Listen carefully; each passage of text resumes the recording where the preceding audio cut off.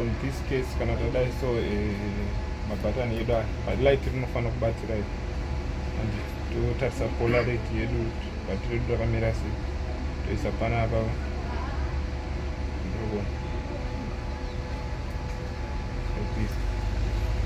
mabutton edu akushanda zvakanaka then from there manje tositanga kuassemble chinhu chedu takuchidzosera pamakeys achina like this and saka I think ndo maitiro atinoita zvinhu zvedu kusvikira zvaita zvakanaka.